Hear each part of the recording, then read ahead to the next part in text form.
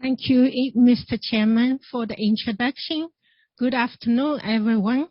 I'm going to talk about the role of barrier pigments and free volumes in degradation of water ballast tank coating after long-term service in a ship vessel. My talk including 6 sessions. The first is an introduction, the second is objectives, the third is materials used, the fourth is methodology used, and the fifth is results, and the sixth is the conclusions. In the introduction, I'm going to talk about function of water ballast tank in the ship vessel and the location of tank exempt. Then I'm going to talk about coatings with barrier pigments used in the water ballast tank of ship vessels. Then I'm going to introduce you about traditional assumption of the protective mechanism of ballast coating to the steel substrate.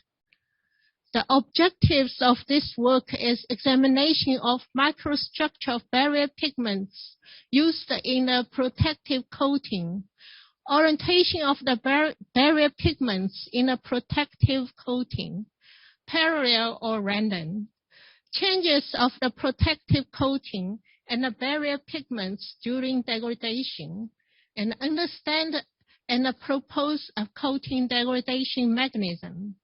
Then suggestions for the mitigation of the future formulation. The materials used is water ballast tank coating in a ship vessel after serving for 18 years. The laboratory made the unexposed coating.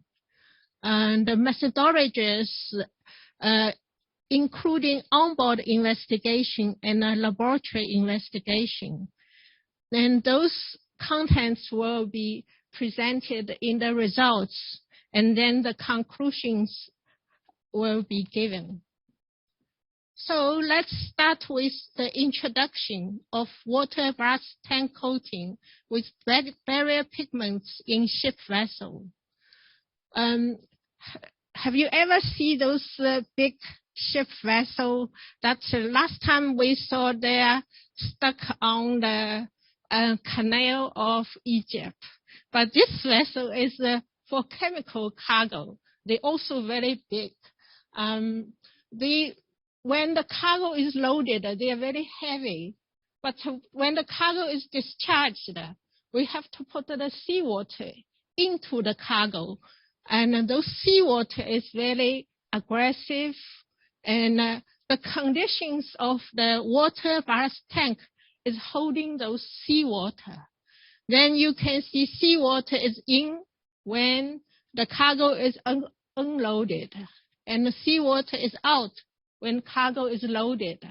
And that gives you a fluctuated temperature. Sometimes it's like 10 degrees, 25 degrees. Then sometimes it's above 65 degrees. So this water ballast tank is in a very severe environment for corrosion. The coating, the requirement for the coating is tremendous. Usually we put 2 or 3 layers of very good AkzoNobel coatings. Each coating has 150 microns thick, and they are composed of epoxy binder and barrier type pigments such as aluminum, talc, and kaolin. So assumptions of those coatings, how they worked. Usually people said this coating needs insoluble in water with pigments, and they are all orientated in parallel in the coating. And they are rendering the penetration of aggressive medium difficult. For example, this purple stuff is the barrier pigments, and the aggressive ions should go around them with this parallel structure. And this is the assumption. So objectives of this work is to examination of microstructure of barrier pigments used in the protective water ballast tank coating, orientation and microstructure of the barrier pigments in the protective coating, changes of protective coating and the barrier pigments during degradation of the protective coating, and understand and propose coating degradation mechanisms, suggestions for the mitigation of the future formulation. I have introduced the materials used. So they are the coatings taken from a real water ballast tank. They have been served for 18 years. But we also made a laboratory formulated coating, which is exactly the same as those coating. But the laboratory made coating is unexposed. They are totally new.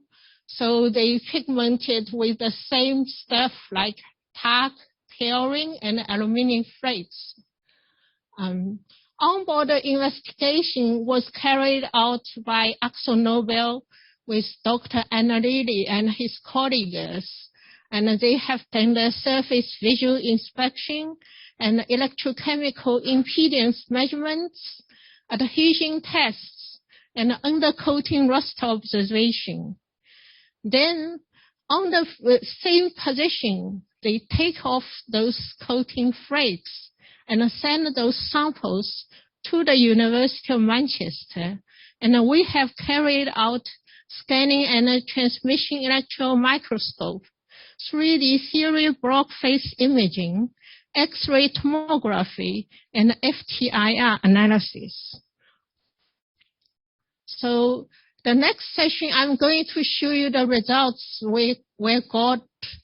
Firstly is examination of pigments in as received state, and the second is onboard investigation. The third is laboratory investigation.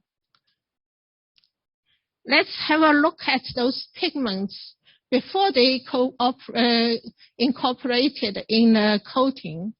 The upper side are the scanning electron micrographs with an overlay of EDX elemental map. The bottom side are those magnified coating pigments. So on the left, you can see the talc pigments, and they are not very pure. The orange colors are the talc, and we also see pink color. They are magnesium oxide. If we increase this region, we get a SEM image here. We can see those pigments is like a platelet. And the chlorine has the similar structure of talc, but if we explore them in detail, they are different. They are all layered structure, but one is 2 to 1 and one is 1 to 1. And this one is, we can see this chlorine looks like smaller crystals, but also stacked together. Aluminum pigments are relatively pure. We can have some impurities like silicon and iron. They are sitting on the grain boundaries. Now this one, those coatings has been incorporated into, this pigments has been incorporated into the coatings. And we are highlighted with colors like green is chlorine, orange is talc, blue is aluminum, and this pink is magnesium oxide, and this dark color are the polymer binder. Firstly, we can see that assumptions of all the pigments should be parallel in the coating. They are actually not true. They are quite randomly orientated. Secondly, people are suggested this pigments should be like a solid piece, a real barrier in the coating, but they actually have structures. Some of them are parallel, some of them are small crystals, which are quite randomly organized. Those talc and the kaolin all have this kind of phenomena. They have some pieces with layered parallel stuck together, and some of them just randomly orientated.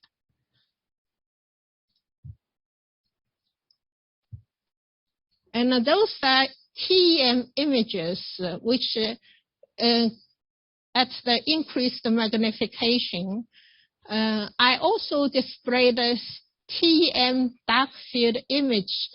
It looks like a SEM image of high-angled backscattering with a high-angled backscattering detector. Now, this and this are the dark field images. And these three, I have put the EDX elemental map overlaid to those dark field image. You can see aluminum pigments can be a single pigments. They can also stuck together. But the talc with orange color and kaolin with yellow greenish color, they also have different orientations and different crystal arrangement. Even they arrange the parallel, and some on this part you can see they are very closely packed, and on that part they are quite separated. You can also see this line. We can see a long crystal, and adjacent to those long crystals, we have a lot of small crystals in a single pigment. This is kaolin. And for the talc, we can also see those orange-colored pigments has two kind of crystal arrangement. One is randomly orientated with small crystals, and the other is quite parallel. So when I talk about the structure of these pigments, I found that they played an important role during the degradation. So firstly, I try to give you such an impression that pigments are not a solid piece in an organic coating, which can rendering those ions in a tortuous way, which actually not true. Then AkzoNobel has done amazing work on the onboard investigation. They have go to a ship vessel, and in the water ballast tank, you can see although the coating has been worked for 18 years, they're still working quite okay. You can see breakdown area are all less than 0.1%, and we didn't find the bristles, and the coating adhesion is good. Undercoating rust is not observed. However, when they did an on-site impedance measurement, and this is quite cool as well, and they have a sponge electrode soaked with 3.5% of sodium chloride, And then they use the equipment in electrochemical measurement impedance spectroscopy was measured from 1 Hertz to 10,000 Hertz. But the measurement really let us see some degradation. Those degradations are even not trivial. You can see, compare with the fresh coating, and there are more than 3 orders of magnification of the impedance has been dropped on the bold plot of impedance modulus. And also you can see bold phase diagram. At the beginning, it was like a perfect coating, nearly 19 degrees and a horizontal line. But after 18 years, those phase angles has been dropped down. So why they dropped down and they look quite okay? So we want to solve this problem. So a fresh panel was used to take the coating flake in the same way as we take those flake from the water ballast tank coating. Then we try to compare what happened and what is the difference between them. So SEM image was taken from the fresh coating and aged coating that was aged for 18 years in the water ballast tank. You can see immediately the difference. The fresh coating is very smooth, and the aged coating is very rough.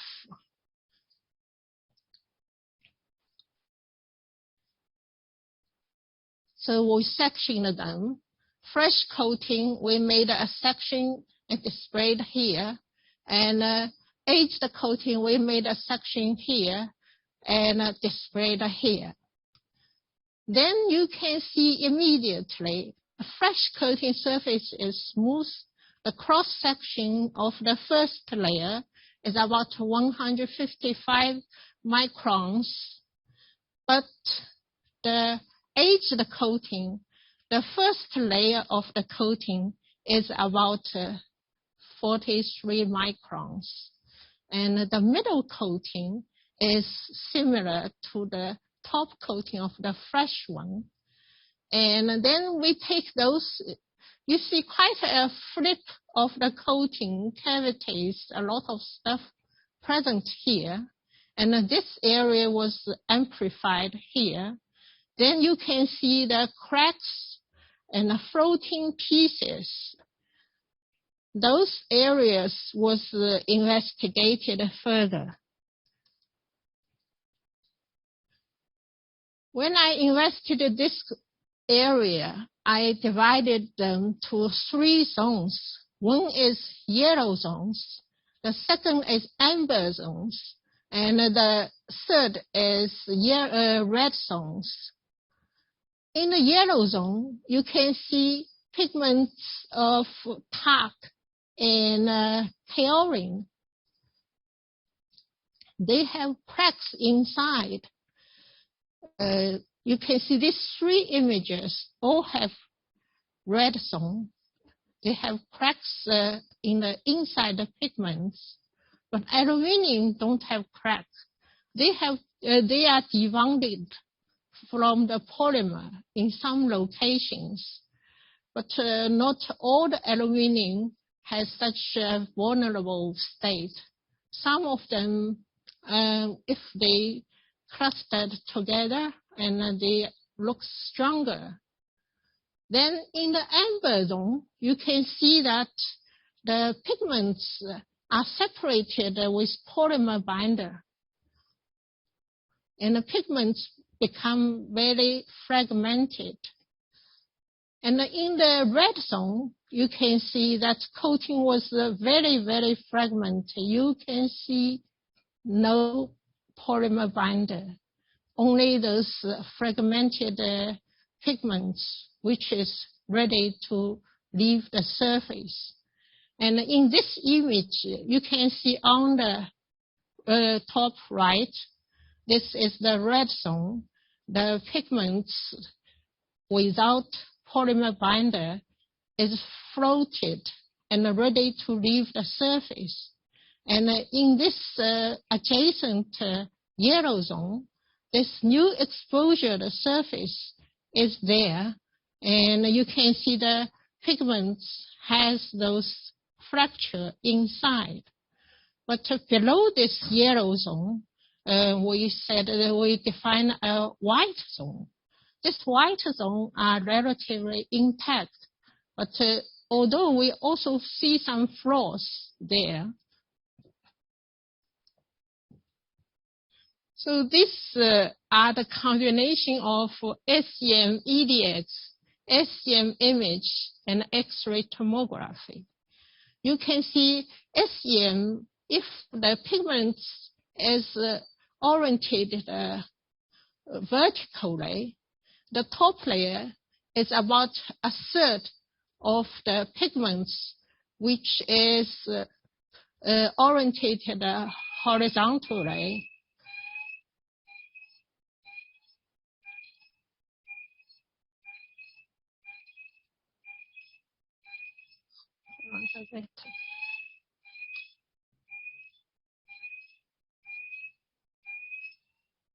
Okay, so pigment orientation really influenced their degradation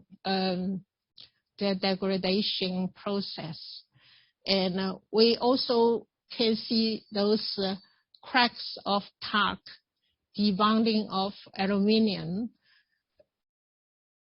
And X-ray tomography can see that those cracks are not going all the way into the bottom of the coating.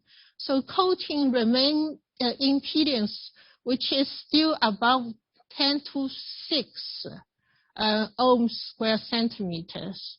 And they are, when we fit the impedance data, it looks like we don't consider this region, but those regions with separate flaws can reduce the impedance by 3 orders.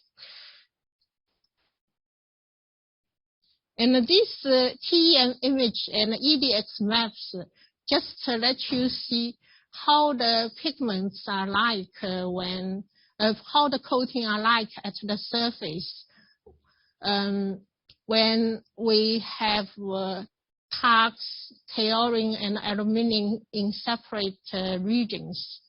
But when they are gradually synced to the location where aluminum are stacked into a thick layer, the surface has been protected.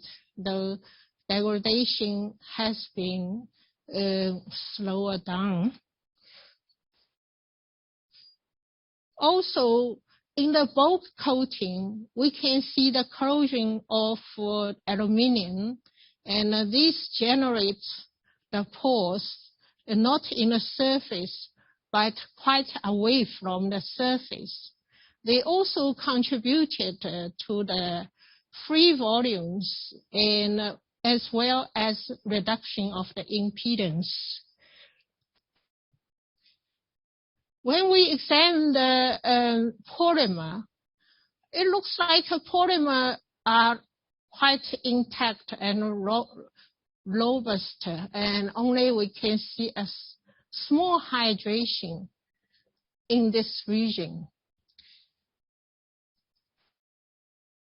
So we have proposed a mechanism. This mechanism is related to the environment which water ballast tank experienced. So environment generated stress. This stress is hydrothermal. It means hydrogen, hydrothermal. It means that we have wet, dry environment plus the temperature variations. So those stress will generate the coating to swell and expand.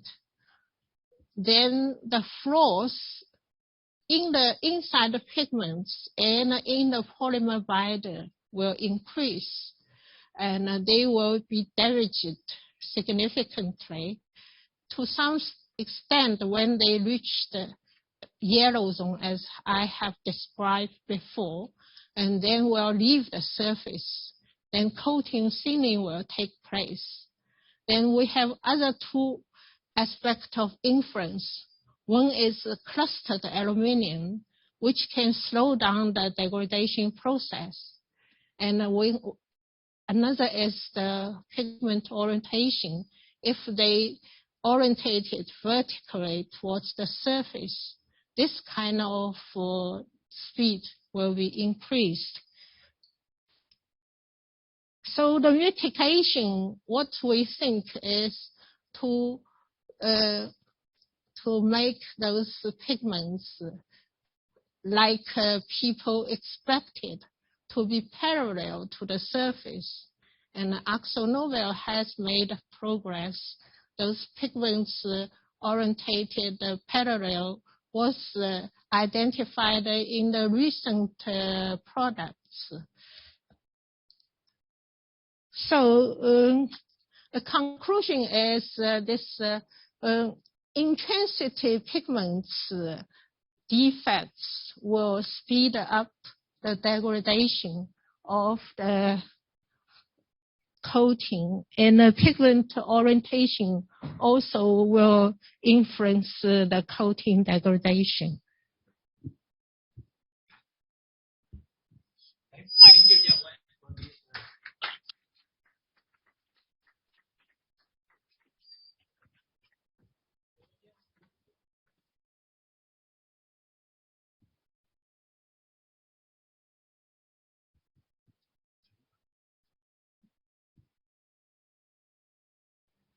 Okay, I think you've demonstrated pigment orientation is really important, but how do you actually guarantee pigment orientation when you're spraying a flat surface like this and a vertical surface like this and a surface upside down like this? How does that, can you think of a way that can be done? Yes, one way is, the one way they can find is they put more solid, but it's not the environment friendly. I think another way is to use the magnetic field or electric field to orientate. In the automotive industry, they can orientate the pigments in the way they want, and then they can change the pigment orientation to manipulate the color of the car body. And this can be introduced to the marine coating if they want to orientate the pigments. But they have other ways, and they might be a secret in the company, but they have produced the improved products with more or less parallel products with the pigment orientated parallel to the surface. Okay, thank you. Sabina? Thank you, Yanwen, for the nice presentation. I'm asking that you compare the two samples, one of them fresh sample with the after 18 years sample. How did you find the fresh sample? Because it should be the same sample in the same tank. Yeah, the fresh sample was made by Yanwen, speak by the microphone. The fresh sample was made by AkzoNobel, and the aged sample also made by AkzoNobel. And they investigated the coating every 5 years. So they have all the profile and the record how they made the coating. And so it's very easy for them to reproduce those coatings, which is 18 years ago. Also, they made it.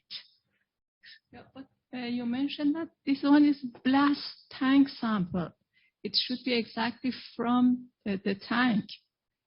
But yeah, this 18 years ago sample compared with fresh sample, which was made currently.